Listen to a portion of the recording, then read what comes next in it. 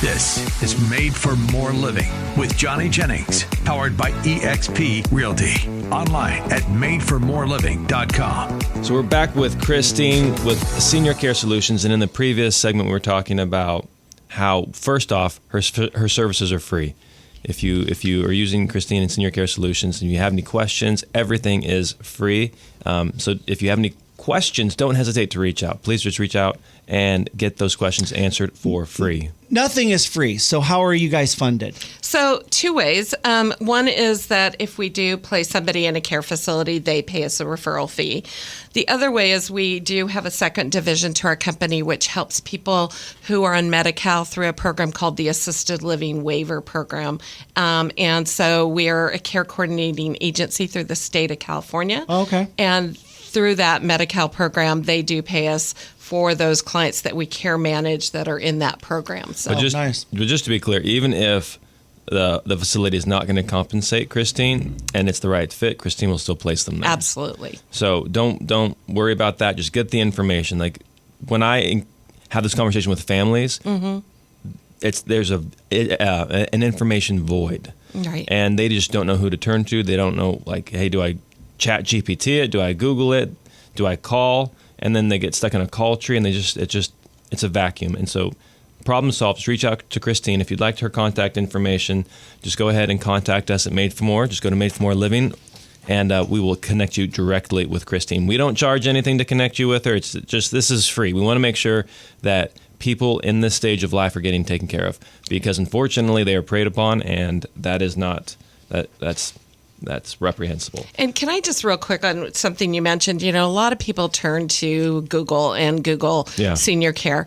And, you know, we're a local agency who's been doing this locally for almost 28 years. And, you know, there's a lot of online agencies, and they work very differently. They may have never stepped foot into a local community or care facility, but they present really well online. People fill out their information. They think they're going to get, you know, just a list of facilities. And sometimes they end up getting a list of 30 facilities. Some may be appropriate, some may not. But they also have their information sent out and start receiving 20 to 30 phone calls. Oh, my gosh. So we really caution people if they are looking to not necessarily turn to an online agency, because, again, they're going to get personalized assistance. We tour the facilities. We know what's happening on a local level. So that makes perfect sense. Yeah. Yep. So reach out to Christine at Senior Care Solutions. If you need that information, you can get it from madeformorerealty.com. But what we want to talk about, I was calling them injections, but apparently the word is discharges. And so you're speaking on Medi-Cal earlier. If somebody is in a hospital for a situation and now they have to go home, the hospital says, hey, you got to, or maybe you can't go home, but you can't stay here, right? Right. Can you walk us through that situation for families that have experienced that, or maybe are potentially going to experience that? Yeah. So, you know, and it can look a couple different ways. It can be somebody goes to the emergency room, they had a fall, they may be told that, you know, you have something going on, but it's not enough to admit you to the hospital. So you need to be discharged, home or somewhere else. And so oftentimes, or, you know, the other scenario is they've been in the hospital, but now they're stable and the hospital says you have to discharge today or tomorrow. Or you're now made that decision that the person is going to go on hospice. So regardless, in the hospital, once you're made that hospice decision or you're stable, they want you out right away. So that's interesting. The hospital won't keep you on hospice. Once you're on hospice, they want you out because you technically don't go on hospice until you're discharged, but once you made that decision, they want you out because there's no longer curative measures they're going to be working on. So, and they can't have you stay in the hospital on hospice because then you're double dipping with Medicare. So it gets really technical. There's a few exceptions to that. So, and just for those who may not know, like, what is hospice? So hospice is when the doctor reasonably believes you have 6 months or less to live. So then you're shifting to quality of care or quality of life versus quantity of life. So when you make the decision to go on hospice, it usually means that you're making the decision to no longer try to cure whatever's going on with you, whether it's cancer or, a serious heart disease, but you want to have comfort measures for that last period of your life. And so a hospice agency will step in and start providing pain control, anxiety control, symptom management, but not curative care. So it's kind of stopping the treatment and shifting to being comfortable.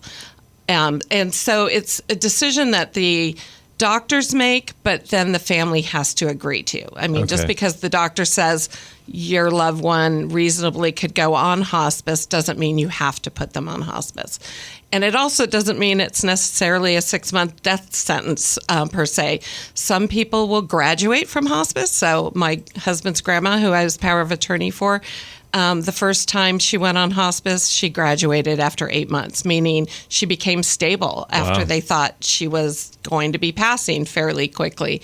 She ended up on hospice 3 times before she actually passed away at 98. Wow. So that woman's no quitter. No, she wasn't. Well, she was ready, but apparently it wasn't her time. Sure. So, but other people will go on hospice and at least have that comfort measure in the last few days of their life because they really focus on pain control and comfort measures. So the issue, though, that when somebody is transitioning from hospital, like, hey, we're trying to cure the disease, to moving to hospice, is the hospital says, hey, you can't stay here anymore. But now the family's like, well, what do I do? Right. And sometimes the hospital, you were sharing, will force certain options on you, or it feels forced. Right. And that's why it's good to have you in their corner, because you can help guide them through that process. Right. So how does that work? Yeah, so we get those calls all the time. Actually, yesterday, one of my colleagues got one of those calls. Mom or dad, and I can't remember, I think it was their mom.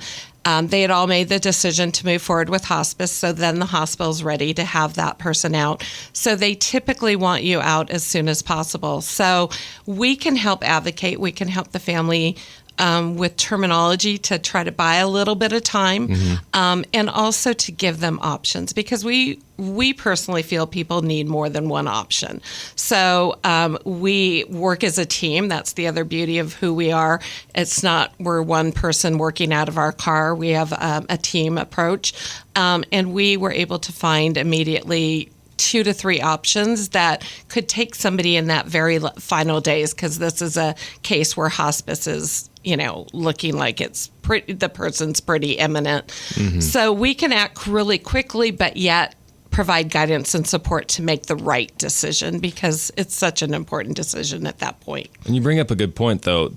When the hospital's discharging you, saying, hey, this person's going on hospice, here's our one suggestion, and maybe it's not the best suggestion, it's just the one they're pushing on the family. You come in and you're like, hey, no, here are a couple of options. Okay, that's great to have options, but not all care facilities can take somebody. Right. And so not only does it have to be a good option for the family, but they have to have the availability to accept that patient. Exactly. And some of those scenarios are tough because some of the care facilities do not want to take a very short-term client. So that's where our knowledge and our team approach, where we can brainstorm and say, they're looking in this area, here's the situation, and we know the facilities that will take somebody like that. And then, we're checking availability. So we're really helping the family be able to be focused. And here's 2 to 3, 4 options that you can go look at right now that have agreed that they're willing to consider your loved one. So, man, that's crazy. I didn't realize hospitals would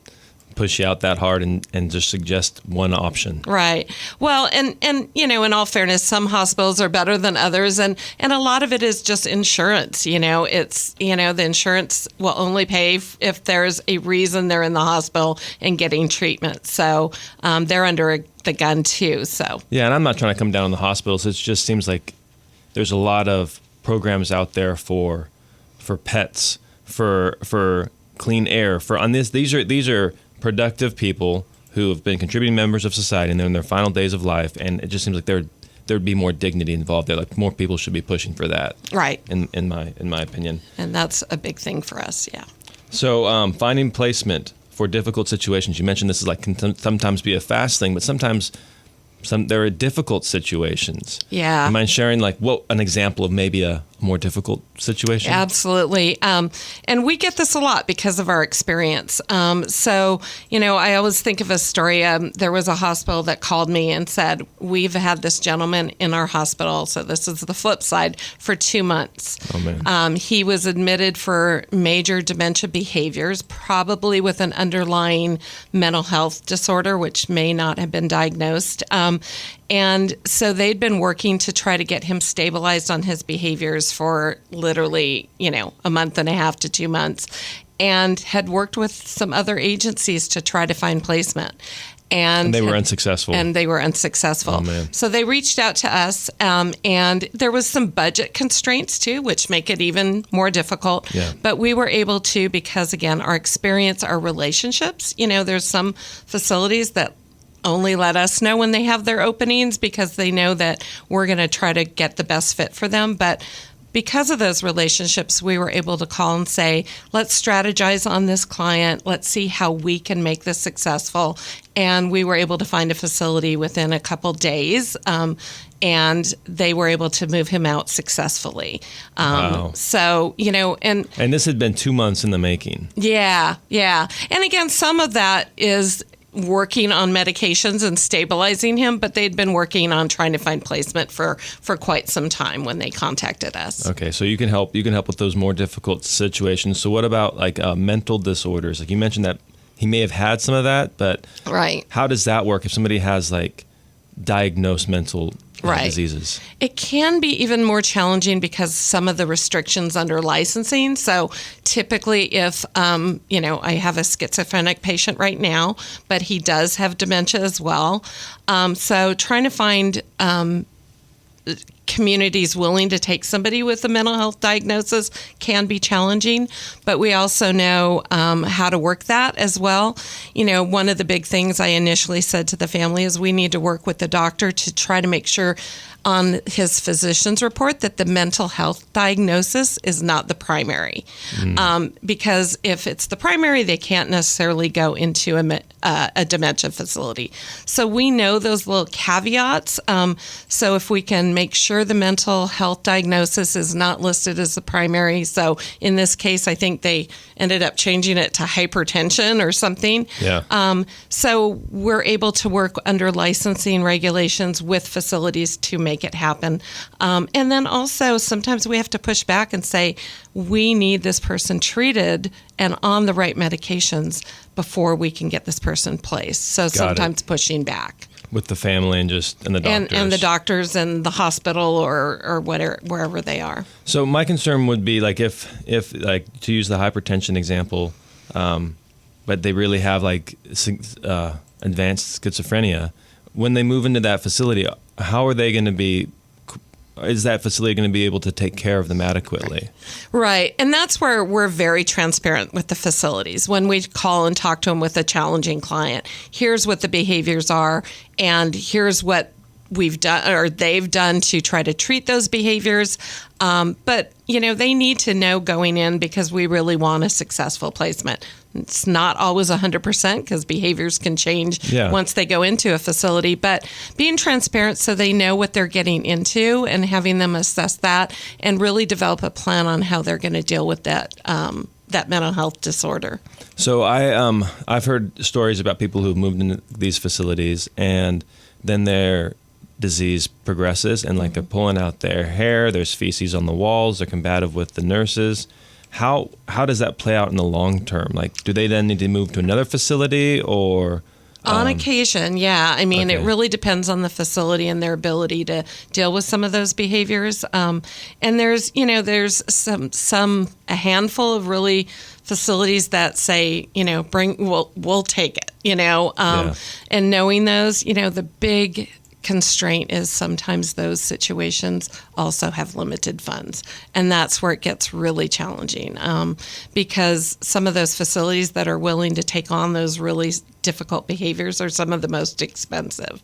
So mental health, I'll be honest, is probably our most challenging situation. Got it. Yeah. And it's probably not super common, but I do run into that. And We do. I'm sure if I'm running into it, there are a lot of people out there that run into it as well. Absolutely. So when we come back, we will be talking about misdiagnosed psychiatric care, geriatric care managers, all these different things that Christine can help with. So it's not just a simple placement in a home. There's a whole suite of services that she provides as well. So you've probably seen many ads with someone offering to give you all cash for your home sight unseen. Are these guys legit? Can you trust them? I have no idea. I only know of one guy, Johnny Jennings, with the Tom Daves team at Made for More Realty, that's willing to give you at least 3 cash offers on your home in as-is condition. And he's a genuine guy. You can trust him. So all you got to do is Google Johnny Jennings with Made for More Realty today and get more for your home.